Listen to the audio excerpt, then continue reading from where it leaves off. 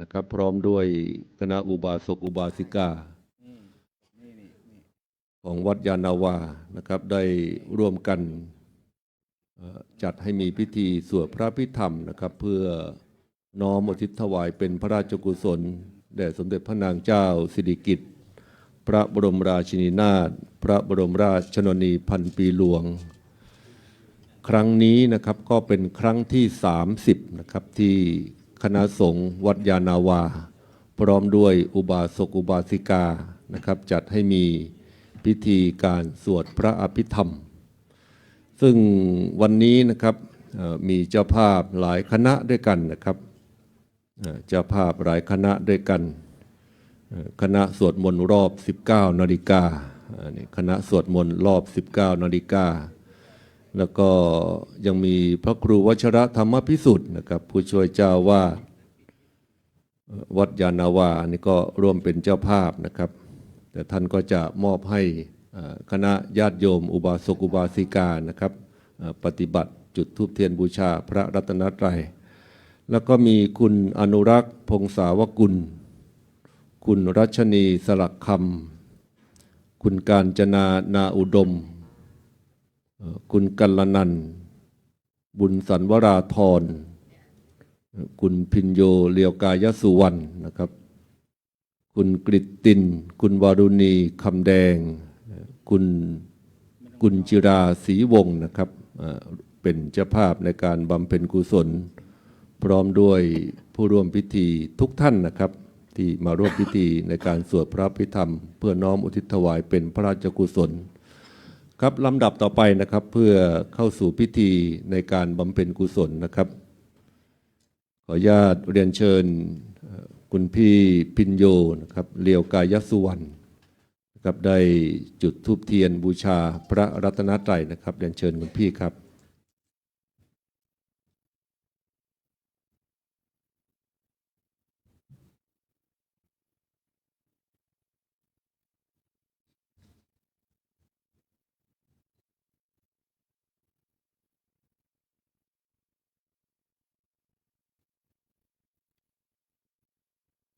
วันนี้มีเจ้าภาพนะครับ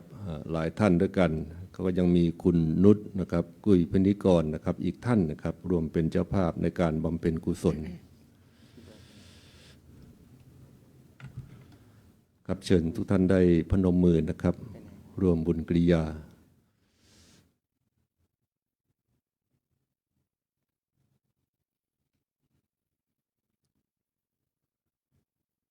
จากนั้นนะครับเรียนเชิญคุณกัลนันท์นะครับบุญสันวราธรจุดธูปเทียนชุดกระบะชุด5นะครับที่ตู้พระอภิธรรมนะครับเรียนเชิญครับ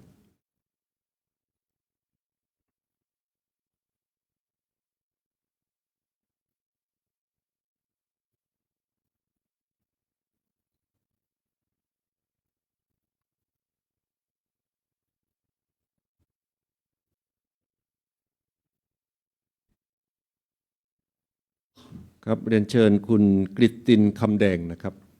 จุดธูปเทียนเครื่องทองน้อยเบื้องหน้าพระบรมฉายาลักษณ์ชุดล่างนะครับขออนุญาตเรียนเชิญครับ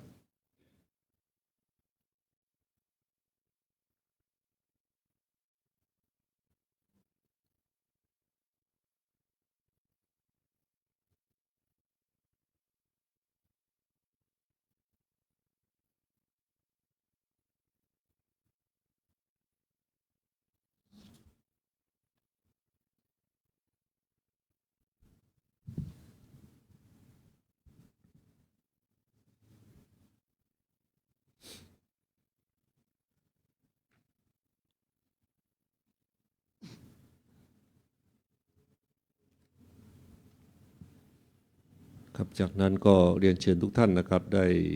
สมาทานศีลรับศีลโดยพร้อมเพรียงกันครับมะยังพันเตวิสุงวิสุงรักขณาทายะติสรเนนะสหะ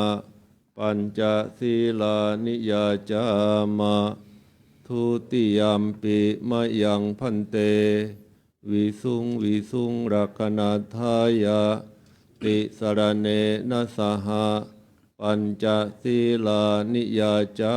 มะ ตติยามปิมะยังพันเตวิสุงวิสุงรักขณาทายะติสรณเนนะสหปัญจศีลานิยาจามะนะโมตัสสะภะคะวะโตอะระหะโตสัมมาสัมพุทธัสสะนะโมตัสสะภะคะวะโตอะระหะโตสัมมาสัมพุทธัสสะนะโมตัสสะภะคะวะโตอะระหะโตสัมมาสัมพุทธัสสะนะโมตัสสะภะคะวะโตอะระหะโตสัมมาสัมพุทธัสสะนะโมตัสสะภะคะวะโตอะระหะโตสัมมาสัมพุทธัสสะนะโมตัสสะภะคะวะโตอะระหะโตสัมมาสัมพุทธัสสะพุทธังสรณังคัจฉามิ พุทธังสรณังคัจฉามิ ธัมมังสรณังคัจฉามิ ธัมมังสรณังคัจฉามิ สังฆังสรณังคัจฉามิ สังฆังสรณังคัจฉามิ ทุติยัมปิพุทธังสรณังคัจฉามิ ทุติยัมปิพุทธังสรณังคัจฉามิ ทุติยัมปิธัมมังสรณังคัจฉามิ ทุติยัมปิธัมมังสรณังคัจฉามิ ทุติยัมปิสังฆังสรณังคัจฉามิ ทุติยัมปิสังฆังสรณังคัจฉามิ ตติยัมปิพุทธังสรณังคัจฉามิ ตติยัมปิพุทธังสรณังคัจฉามิ ตติยัมปิธัมมังสรณังคัจฉามิ ตติยัมปิธัมมังสรณังคัจฉามิ ตติยัมปิสังฆังสรณังคัจฉามิ ตติยัมปิสังฆังสรณังคัจฉามิ ปานาติปาตาเวระมณีสิกขาปะทังสมาธิยามิ ปานาติปาตาเวระมณีสิกขาปะทังสมาธิยามิ อทินนาทานาเวระมณีสิกขาปะทังสมาธิยามิ อทินนาทานาเวระมณีสิกขาปะทังสมาธิยามิ กาเมสุมิชาจาราเวระมณีสิกขาปะทังสมาธิยามิ กาเมสุมิชาจาราเวระมณีสิกขาปะทังสมาธิยามิ มุสาวาทา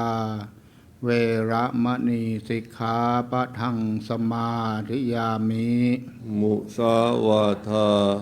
เวระมณีสิกขาปะทังสมาธิยามิ สุราเมรยะมัชฌะปมาทฐานาเวระมณีสิกขาปะทังสมาธิยามิ สุราเมรยะมัชฌะปมาทัฏฐานา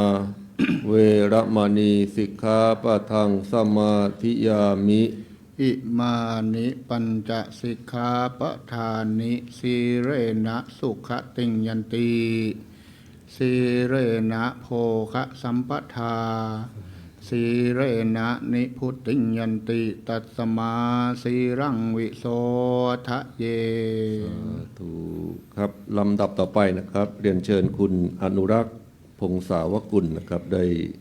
จุดธูปเทียนเครื่องทองน้อยเบื้องหน้าพระบรมฉายาลักษณ์นะครับ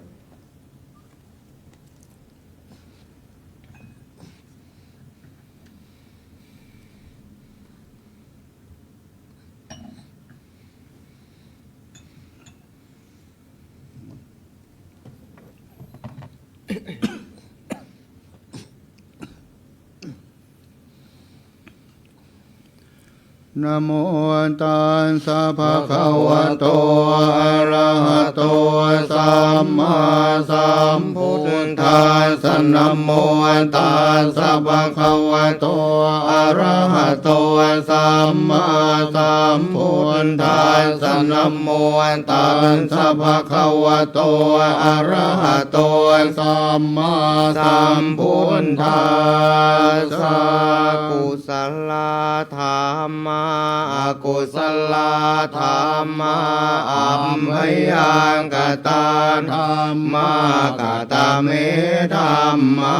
กุศลายสมิงสัมมเยโรกุตลังชานังภาเวตินิยา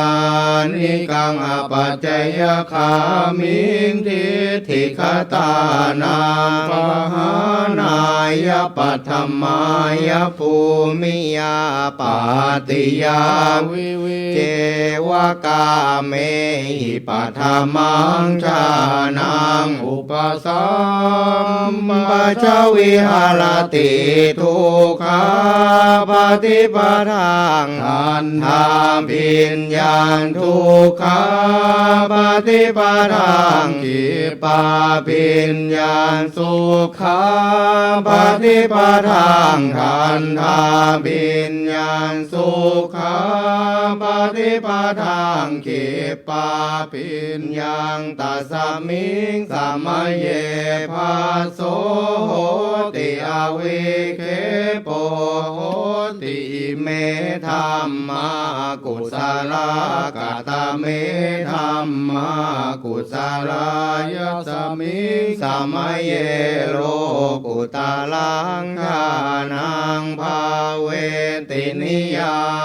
นิกังอปัจจยคามิงคิติคตา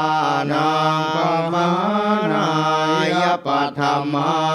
ยภูมิยาปาติยาวิตากวิจารานังอุปสมาทุติยังชานังตติยังชานังจตุทังชานังปัฏฐมังชานังปัญจมังชานังอุปสัมปชวิหารติทุกขาปฏิปทางทันทาปิญญาทุกขาปฏิปทางกิปาปิญญาสุขาปฏิปทางทันทาปิญญาสุขา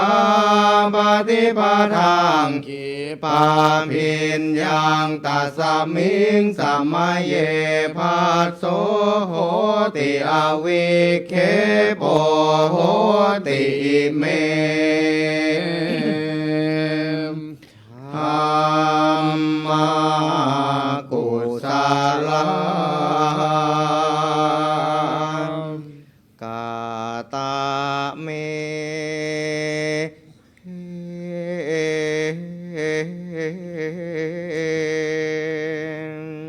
ธรรมากุศลายสมิงสัมมเยโลกุตลังชานังภาเวตินิยานิกังอปัจจยคามิงทิฏฐิคตานังปหานายปัฏฐมายภูมิยาปาติยาวิวิเทวกาเมหิปัฏฐมังชานังอุปสัมปชวิหารติทุกขาปฏิปทางทันทาปิญญาสุญญตังทุกขาปฏิปทางขิปาปิญญาสุญญตังสุขาปฏิปทางทันทาปิญญาสุญญตังสุขาปฏิปทางขิปาปิญญาสุญญตังตัสมิงสัมมเยภาโสโหติอวิเคปโหติเมธรร ม มากุศลกตเมธัมมากุศลยาสมิงสมัยเยโลกุตารังชานังภาเวตินิยานิกังอปัจจยคามิงทิฏฐิคตานังปะหานายปัตถมายภูมิยาปาติยาวิตากวิจารานังวุปัสสมาทุติยังชานังตติยังชานังจตุทังชานังปัฏฐมังชานังปัญจมังชานังอุปสัมปชวิหารติทุกขปฏิปทางทันทาพิญญาสุญญตังทุกขปฏิปทางขิปาพิญญาสุญญตังสุขปฏิปทางขิทาพิญญาสุญญตังสุขปฏิปทางขิปาพิญญาสุญญตังตัสมิงสมัยเยภาโสโหติอวิเคปโหติอิเมธัมมากุศลการตาเม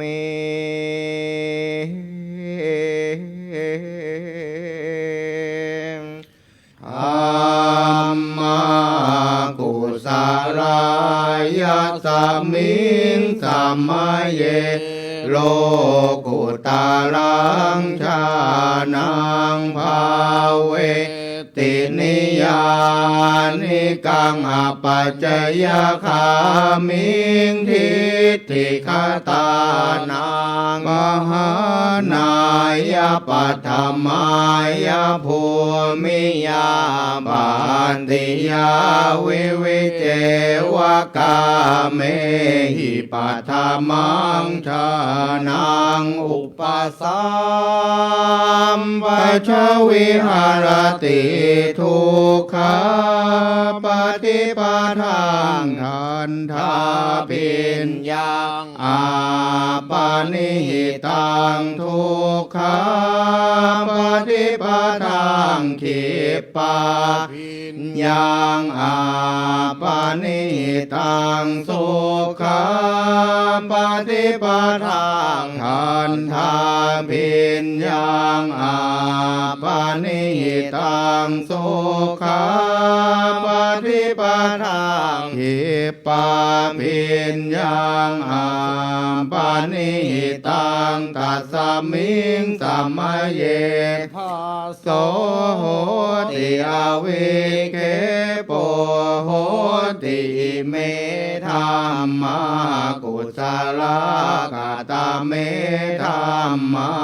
กุศลายาสมิงสมัยเยโลกุตารังชานังภาเวตินิยานิกังอปัจจยคามิงทิฏฐิคตานังปหานายปัฏฐมายภูมิยาปานติยาวิตากวิจารานังวุปัสสมาทุติยังชานังตติยังชา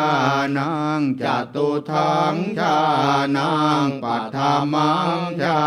นังปัญจมังชานังอุปสัมปชวิหาร ติทุกขังปฏิปทางทานทาพิญญังอาปานิตังทุกขังปฏิปทางขิปาพิญญังอาปานิตังสุขังปฏิปทางทานทาพิญญังอาปานิตังสุขังปฏิปทางขิปาพิญญังอาปานิตังตัสสมิงสัมมาเยภาโสติอวิเคปโหติเมธัมมากุศลา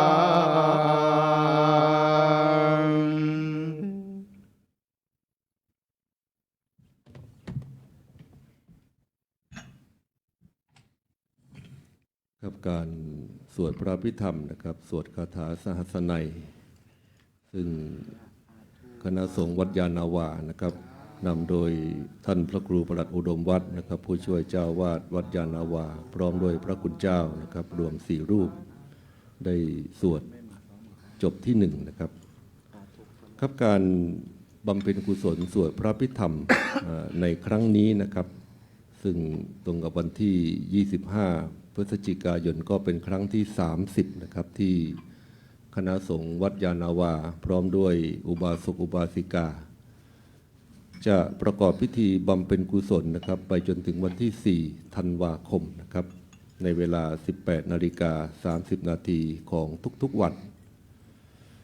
ครับในช่วงนี้นะครับดังที่ทุกท่านทราบนะครับว่าพี่น้องชาวภาคใต้นะครับกำลังประสบอุทกภัยเดือดร้อน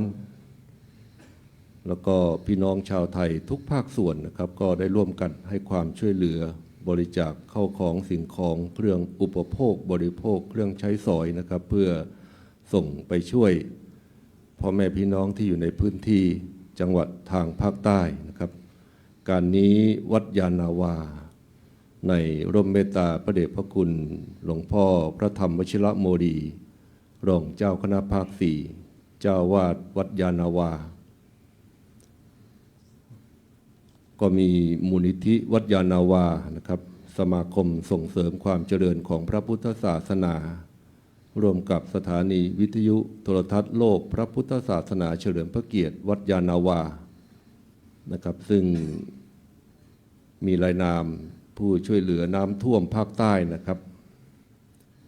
ในการบำเพ็ญกุศลในครั้งนี้นะครับก็ประกอบด้วย1พระเดชพระคุณพระศรีวชิราภรณ์ท่านได้มอบเป็นเงินสดนะครับจำนวน 2,000 บาท2พระครูอาทรประสิทธิโสพลฝ่ายวิปัสสนาธุระผู้ช่วยเจ้าวาดวัดยานาวาได้มอบข้าวสารนะครับ200 กิโล3คุณประนตคุณปิยาเสนีวงศ์ณอยุธยาและครอบครัวเป็นเงินสด 5,000 บาทคุณณภัทรกรภาติวุฒิพัฒน์นะครับมอบเป็นเงินสด 5,000 บาท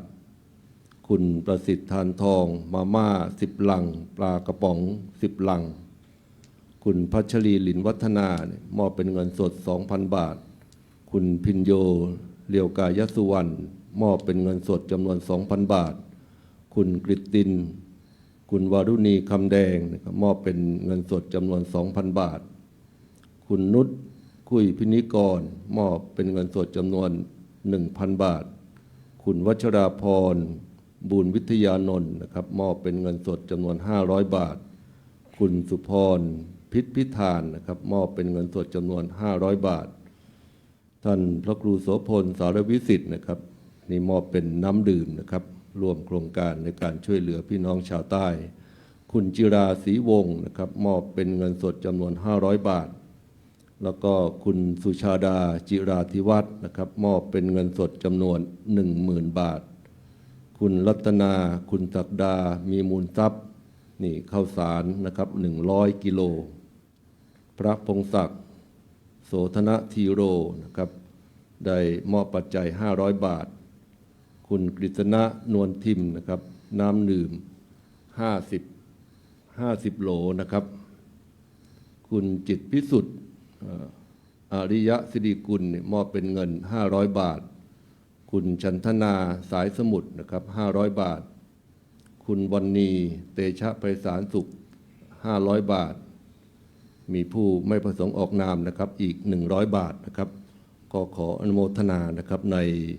เมตตาของพระคุณเจ้าทุกรูปนะครับแล้วก็ผู้มีพระนามทุกท่านนะครับที่ได้กล่าวนามนะครับกับลำดับต่อไปนะครับกราบนิมนต์พระสงฆ์จตุรวรรคนะครับสวดจบสุดท้ายครับ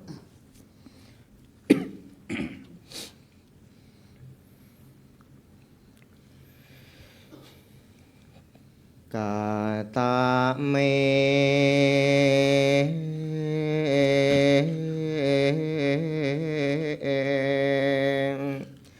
ธัมมากุศลายาสมิงสามาเยโลกุตาลังชานังภาเวนตินิยานิกังอปัจจยคามิงทิฏฐิคตานังปะหานายาปัฏมายาภูมิยาปันติยาวิวิเทวกาเมหิปัฏมังชานังอุปสัมปชวิหารติทุกขาปฏิปทางทานทาพิญญาชันทาทิปัตเตยยังวิริยานทิปัตเตยยังจิตตาทิปัตเตยยังวิมังสาทิปัตเตยยังทุกขาปฏิปทางหิปาพิญญาชันทาทิปัตเตยยังวิริยาทิปัตเตยยังจิตตาทิปัตเตยยังวิมังสาทิปัตเต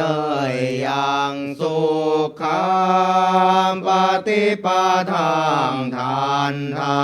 พิญญาชันทาทิปัตเตยยังวิริยาทิปัตเตยยังจิตตาทิปัตเตยยังวิมังสาทิปัตเตยยังสุขังปฏิปทางขิปาพิญญาชันทาทิปัตเตยยังวิริยาทิปัตเตยยังจิตตาทิปัตเตยยังวิมังสาทิปัตเตยยังตัสสมิงสัมมาเยภาโสติอเวงเคโปโหติเมธัมมากุศลากตเมธัมมากุศลายาสมิงสัมมาเยโล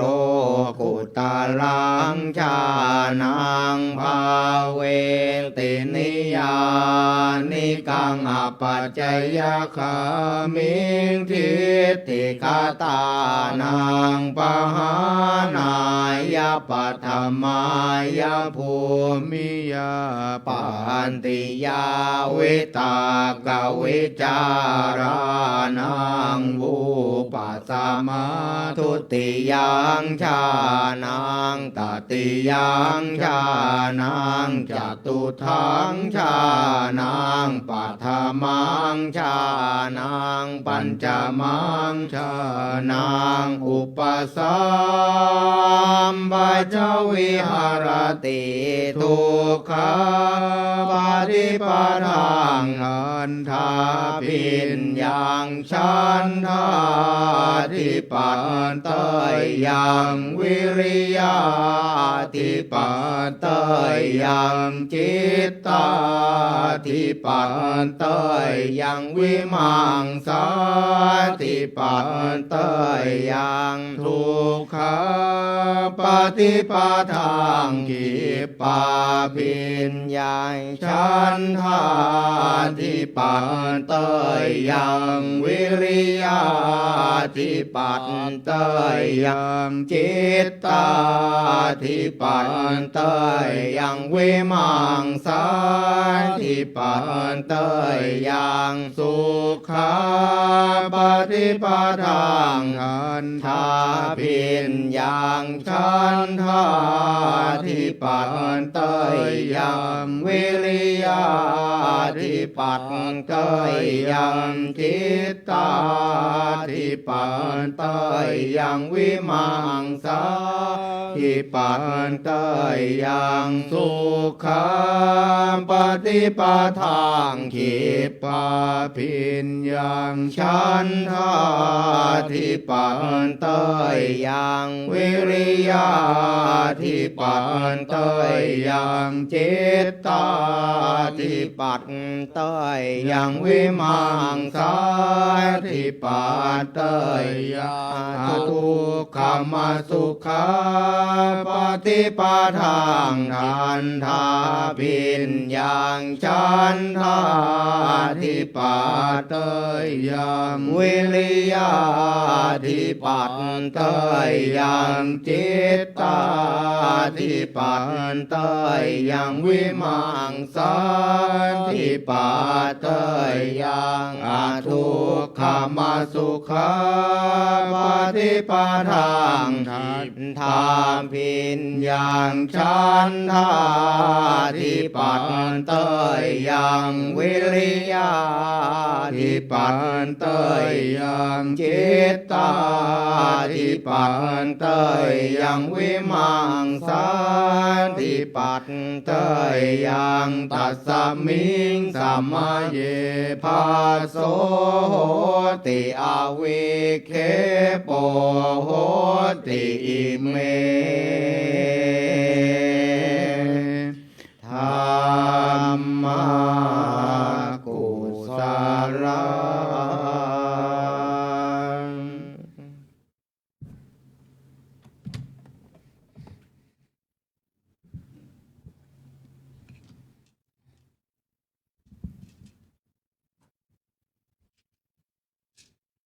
ครับวันนี้พระสงฆ์จะตุรวักนะครับได้สาธยายสวดพระสหัสนัยนะครับก็จบเป็นที่เรียบร้อยนะครับลำดับต่อไปนะครับก็จะเป็นการทอดผ้าไตรบังสุกุลนะครับ เมื่อเจ้าหน้าที่ได้ลาดภูสายโยงลาดผ้าขาวรองโยงลาดภูสายโยงเสร็จแล้วนะครับก็จะได้เรียนเชิญ4ท่านนะครับได้ทอดผ้าไตรเพื่อพระคุณเจ้าพระสงฆ์จตุรวรรค4รูปนะครับได้สดับประกรณ์ท่านที่1นะครับขออนุญาตเรียนเชิญคุณวรุณีคำแดง2คุณกาญจนานาอุดม3คุณรัชนีสลักคำและ4คุณกุญจิราศรีวงศ์นะครับเรียนเชิญนะครับทั้ง4ท่านเป็นตัวแทนของผู้ร่วมพิธีทุกท่านนะครับ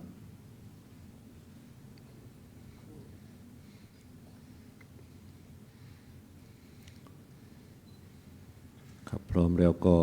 น้อมทอดถวายนะครับบนผ้าภูสายโยงนะครับครับเสร็จแล้วก็เรียนเชิญนั่งประจำที่นะครับพระสงฆ์ทั้งนั้นนะครับจะได้สดับประกรณ์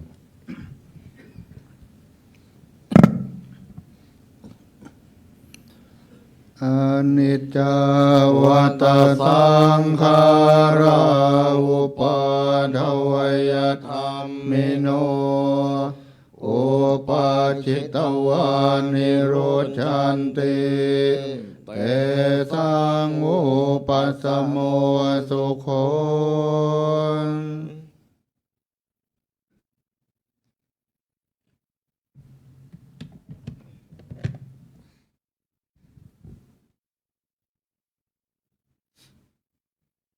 ครับเมื่อเจ้าหน้าที่ได้เก็บผ้าขาวรองโยงผ้าภูสายโยงเสร็จแล้วนะครับก็จะได้เทียบเครื่องไทยธรรมนะครับ4 ชุดด้วยกันนะครับเบื้องหน้าพระคุณเจ้าก็จะได้เรียนเชิญ4 ท่านนะครับ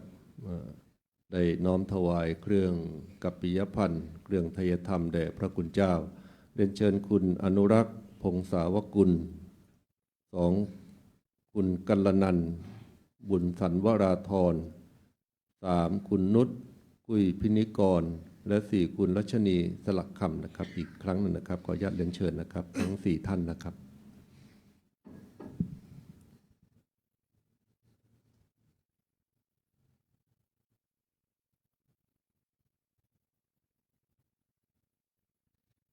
พร้อมแล้วก็น้อมถวายนะครับครับเรียนเชิญนั่งประจำที่นะครับพระสงฆ์ทั้งนั้นนะครับจะได้อนุโมทนานะครับเรียนเชิญกรวดน้ำนะครับเพื่อน้อมอุทิศถวายเป็นพระราชกุศล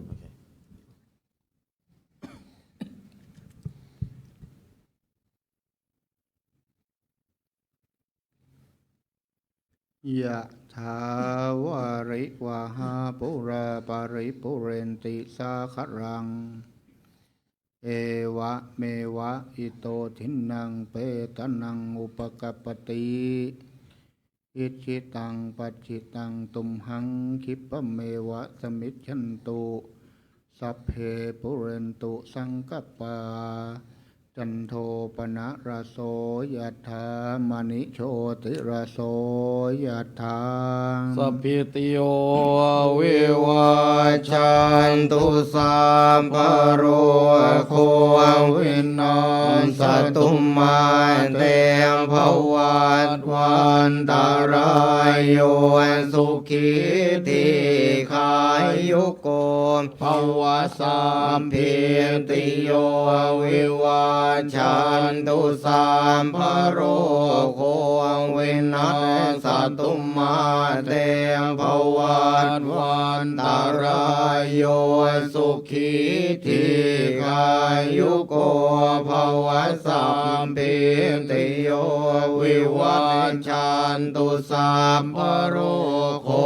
วินาศตุมาเตมภวันวันตารายโย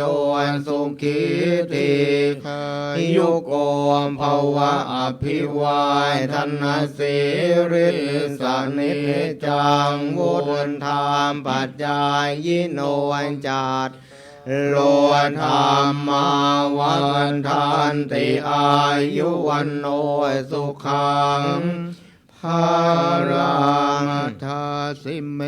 อากายสิเมยานติมิตาสักขันจะเมเป็นตานางทาขีนางทันชามปุมเพงกตมนุษย์สรังนาอิรุณนางวายโสนโกวายาวันยาปริเทวนานาตังเปตานัมมาทายาเอวังติทันติยานโยอายันจังโคนทังกินาทินนาสังคามิสุปฏิทิตาทิคารันตังอิสายาสถานโสอุปกรรมปฏิโสยานติธรรมโมจะยังนิทันสิโตเปตานปูชาจักตาอุรารามพลันจะพิงคุณมนุมปฏินังตุมเหตุปุญญังปสุตังอนัมปกันติ ภวตุสัพ พมังคลังลักขันตุสัมภเทวตาสัมภพุทธานุภาเวนัสทธาสนทิภวันตุเตภวตุสัมภมังคลังลักขันตุสัมภเทวตาสัพพธรรมา นุภาเวนัสสัทธาโส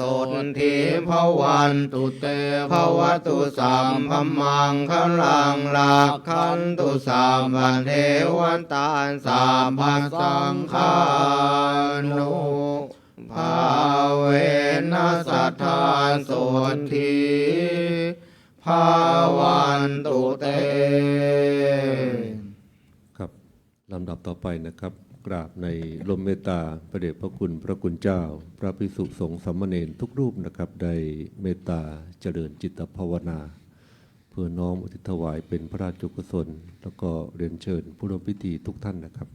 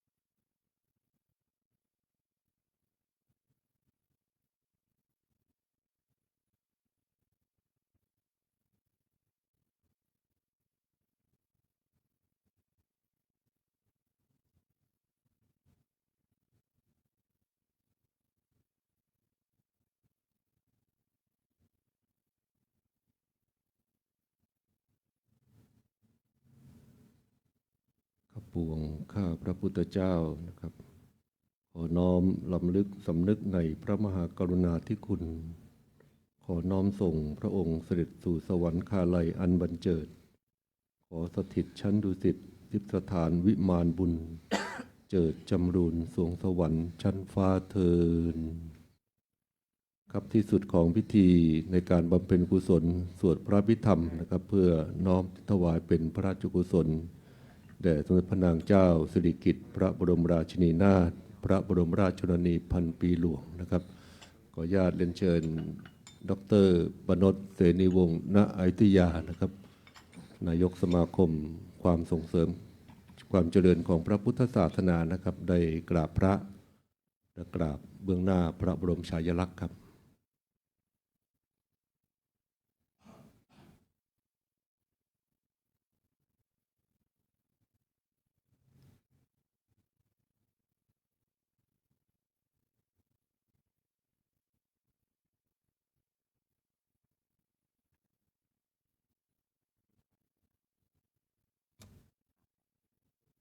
ครับสำหรับการบำเพ็ญกุศลสวดพระพิธรรมนะครับเพื่อ